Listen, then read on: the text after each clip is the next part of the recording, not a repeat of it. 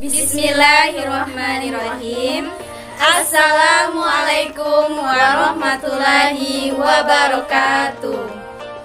Kami mahasiswa dari UIN FAS Bengkulu, Program Studi Pendidikan Agama Islam, Fakultas Tarbiyah dan Tadris. Video ini kami tujukan untuk memenuhi tugas kelompok mata kuliah Sejarah Kebudayaan Islam dengan dosen pengampu Bapak Dr. Al-Fauzan Amin MAG. Kami dari kelompok 6 yang beranggotakan 3 kelompok yang masing-masing bekerja sama untuk menyelesaikan tugas ini. Sebelumnya izinkan kami memperkenalkan diri. Saya sendiri Yeni Puspitasari dengan NIM 1911210172. Dan saya Ines Sawela dengan NIM 1911210154.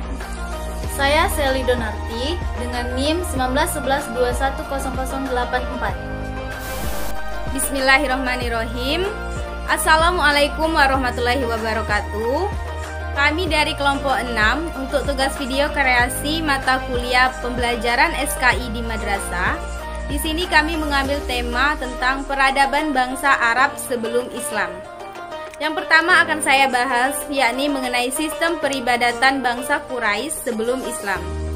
Pada permulaannya, bangsa Arab Quraisy telah mengikuti dan meyakini ajaran agama Nabi Ibrahim dan Nabi Ismail, yaitu agama Hanifiyah atau Hanif, yang artinya benar dan lurus.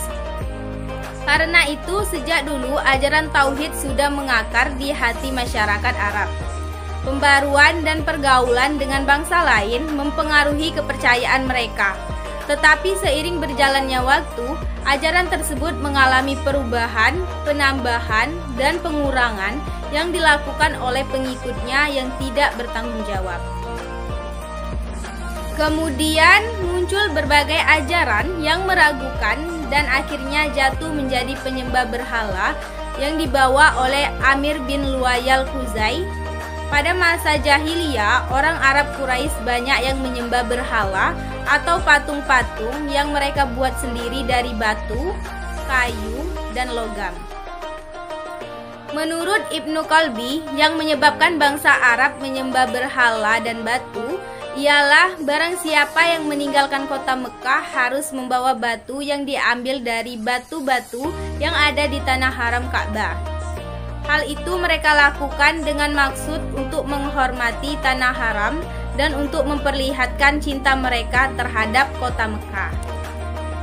Kemudian di setiap tempat persinggahan, mereka meletakkan batu itu dan bertawaf mengelilinginya seperti mengelilingi Ka'bah. Proses ini berlangsung terus-menerus dan akhirnya mereka menyembah apa yang mereka sukai dan yakini. Bangsa Arab mulai menyembah berhala ketika Ka'bah berada di bawah kekuasaan Jurhum. Pasukan yang dipimpin oleh Amir bin Lu'ay al-Khuzai dari keturunan Khuza'ah datang ke Mekah dan berhasil mengalahkan Jurhum. Kemudian Amir bin Lu'ay al-Khuzai meletakkan sebuah berhala besar bernama Hubal yang terbuat dari batu akik yang berwarna merah berbentuk patung manusia yang ditempatkan di sisi Ka'bah. Kemudian ia menyeru kepada penduduk Hijaz supaya menyembah berhala itu. Di samping itu, banyak lagi berhala-berhala yang lain seperti Al-Latta, tempatnya di Taif. Menurut penduduk Taif, Al-Latta ini adalah berhala yang paling tua. Nah, selain itu ada juga patung Al-Uzza, tempatnya di Hejaz, yang kedudukannya sesudah Hubal. Manat, tempatnya di dekat kota Madinah. Manat ini dimuliakan oleh penduduk Yasrib. Adapun beberapa bentuk dari pemujaan yang dianut oleh bangsa Arab sebelum datangnya agama Islam. Yang pertama, menyembah malaikat. Di antara bangsa Arab ada yang menyembah berhala dan menuhankan malaikat. Di kota Mekah ada sebagian bangsa Arab yang menganggap bahwa malaikat itu adalah putra-putri Tuhan. Kemudian yang kedua, menyembah jin, ruh, dan hantu. Sebagian bangsa Arab yang menyembah hantu, jin, dan ruh leluhur mereka atau menganggap batu-batu sebagai makhluk yang terhormat. Bahkan di suatu tempat, jin yang terkenal dengan nama Darahim, mereka selalu mengorbankan binatang-binatang di tempat itu agar selamat dan terhindar dari segala bencana. Kemudian yang ketiga, menyembah bintang-bintang. Yang dimaksud bintang-bintang adalah matahari, bulan, dan bintang-bintang yang gemerlap cahayanya pada malam hari. Mereka menganggap bintang-bintang tersebut diberikan kekuasaan penuh oleh Tuhan untuk mengatur alam ini. Kemudian yang keempat, menyembah berhala. Sebagian bangsa Arab menyembah berhala atau arca-arca yang terbuat dari batu, kayu, dan logam yang mereka buat sendiri dan dengan selera mereka sendiri untuk kemudian mereka sembah. Kemudian yang kelima, agama Yahudi dan Nasrani atau Kristen. Agama Yahudi mulai masuk ke Jazirah Arab tahun 1491 sebelum Masehi. Mula-mula di Mesir pada zaman Nabi Musa alaihissalam. Sedangkan agama Nasrani atau Kristen masuk ke Jazirah Arab kira-kira abad ke-4 Masehi. Agama Nasrani berkembang di Jazirah Arab karena mendapat bantuan dari kerajaan Romawi dan Habsyi. Sebelum Islam, orang-orang Arab Quraisy juga banyak percaya pada tahayul. Tahayul-tahayul ini antara lain, yang pertama, di dalam setiap perut orang itu ada ular. Perasaan lapar timbul karena ular menggigit usus manusia. Kemudian tahayul yang kedua, mereka biasa mengenakan cincin dari tembaga atau besi dengan keyakinan untuk menambah kekuatan. Kemudian tahayul yang terakhir yang ketiga, bila mereka mengharapkan turun hujan, mereka mengikatkan rumput kering pada ekor kambing. Kemudian, keadaan sosial masyarakat Quraisy sebelum Islam. Keadaan sosial ekonomi masyarakat Arab sangat dipengaruhi oleh kondisi dan letak geografisnya. Bagian tengah Jazirah Arab terdiri dari tanah pegunungan yang tandus. Oleh sebab itu, banyak penduduk yang hidupnya tidak menetap. Mereka tinggal di pedalaman, yaitu masyarakat Baduy yang mata pencariannya beternak. Mereka berpindah-pindah dari satu lembah ke lembah yang lain, mencari rumput untuk hewan ternaknya. Bidang pertanian dikerjakan oleh suku-suku yang bertempat tinggal di daerah-daerah subur, terutama mereka yang mendiami daerah subur di sekitar oase, seperti Taif. Di tempat ini mereka menanam buah-buahan dan sayur-sayuran. Kemudian masyarakat Arab yang tinggal di perkotaan biasanya mereka berdagang. Mereka dinamakan Ahlul Badar. Kehidupan sosial ekonomi mereka sangat ditentukan oleh keahlian mereka dalam perdagangan. Oleh karena itu, bangsa Arab Quraisy sangat terkenal dalam dunia perdagangan. Mereka melakukan perjalanan dagang dari dua musim dalam setahun, yaitu ke negara Syam pada musim panas dan ke Yaman pada musim dingin. Di kota Mekah terdapat pusat perdagangan, yaitu pasar Ukas yang dibuka pada bulan-bulan tertentu, seperti bulan Zulqaidah, Zulhijjah, dan bulan Muharram. Dalam bidang sosial politik, masyarakat Arab pada masa jahiliyah tidak memiliki sistem pemerintahan yang mapan dan teratur. Mereka hanya mempunyai pemimpin yang disebut syekh atau amir yang mengurus persoalan mereka dalam masalah peperangan, pembagian harta dalam pertempuran tertentu. Di luar itu, seorang syekh tidak berkuasa dan tidak berhak mengatur anggota kabilahnya. Di samping itu, bangsa Arab sebelum Islam juga telah mampu mengembangkan ilmu pengetahuan. Hal ini misalnya dapat dilihat dari berbagai ilmu pengetahuan yang berkembang di dalam kehidupan masyarakat Arab pada waktu itu. Di antara ilmu pengetahuan yang mereka kembangkan adalah astronomi yang ditemukan oleh orang-orang Babilonia. Mereka ini pindah ke negeri Arab pada waktu negara mereka diserang oleh bangsa Persia. Dari mereka inilah bangsa Arab belajar banyak ilmu astronomi. Tata sosial bangsa Arab sebelum Islam terkenal pemberani di dalam membela pendirian. Mereka tidak mau mengubah pendirian serta tata cara hidup yang sudah menjadi kebiasaannya. Tidak mau mengalah, namun ada sisi kebiasaan yang baik, yaitu suka menghormati dan memuliakan tamu. Moral dan perilaku sangat rusak sehingga mereka disebut kaum jahiliyah atau kaum yang bodoh. Berjudi, minum minuman keras dilakukan secara bersama-sama. Bahkan tidak jarang mereka merampok sehingga menimbulkan peperangan antar suku. Yang lebih buruk lagi yaitu moralnya. Adanya suku Arab yang mengubur bayi perempuan mereka secara hidup-hidup. Mereka beranggapan bahwa anak perempuan itu tidak berguna atau hanya menyusahkan orang tua. Oleh karena itu, mereka merasa terhina apabila mempunyai anak perempuan. Di antara suku yang melakukan perbuatan keji dan tak berperi kemanusiaan itu adalah suku Bani Tanim dan suku Bani Asad.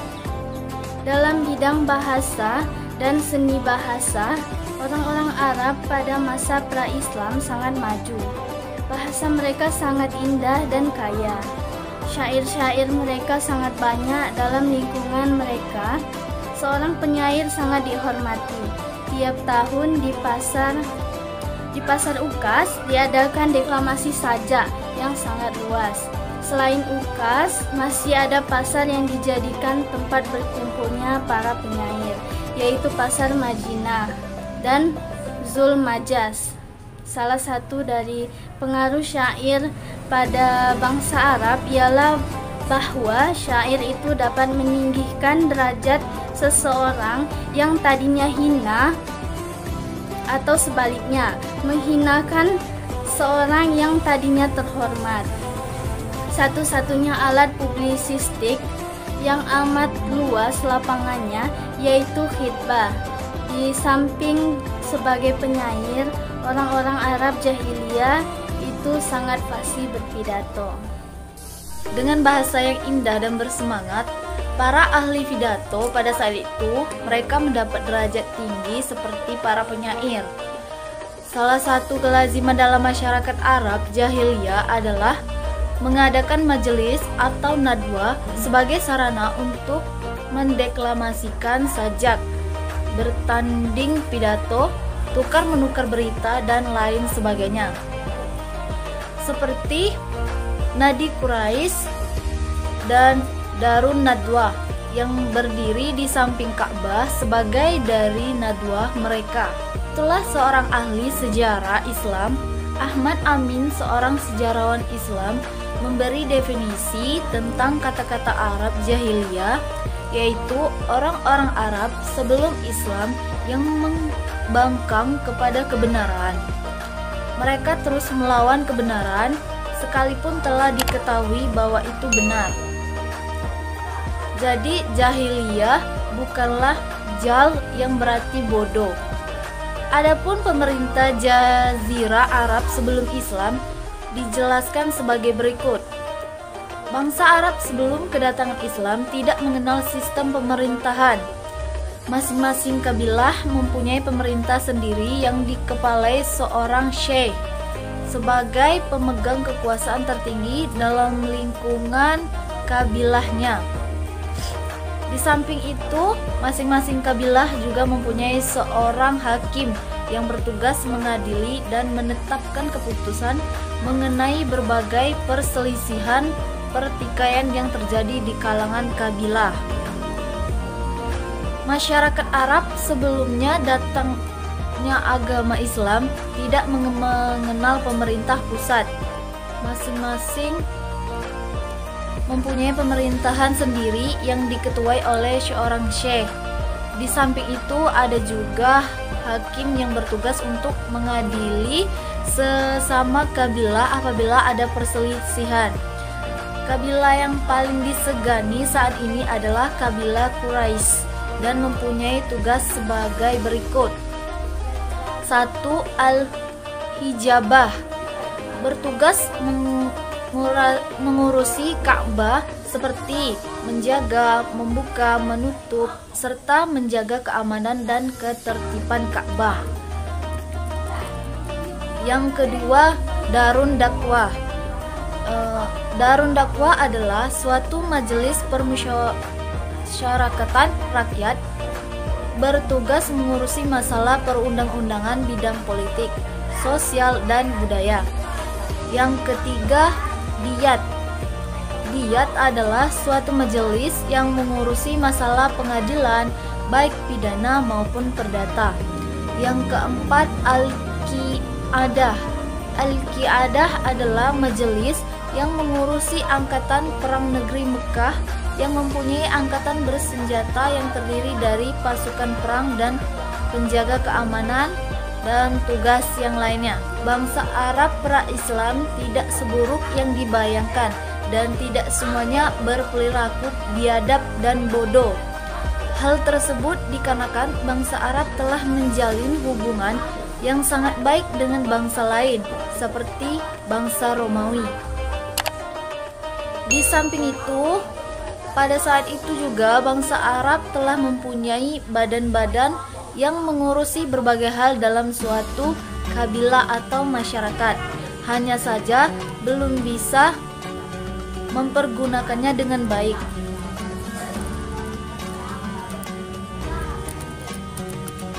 Pada abad 6 Masehi, bangsa Arab pada umumnya belum bisa membaca dan menulis, serta mengandalkan hafalan dan mengingat peristiwa yang penting. Sehingga banyak peristiwa tidak dapat ditulis oleh sejarah. Oleh karena itu mereka disebut Arab Jahiliyah.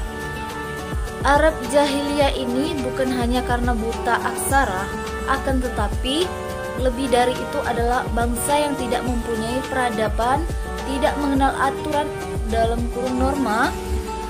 Meskipun demikian, masyarakat pra-Islam juga memiliki beberapa sifat yang baik, terutama bangsa Arab sebelah utara keturunan Adnan.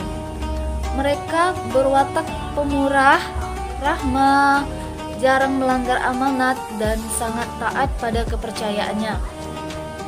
Ingatannya tajam, sehingga dengan mudah mereka mengingat syair-syair yang indah.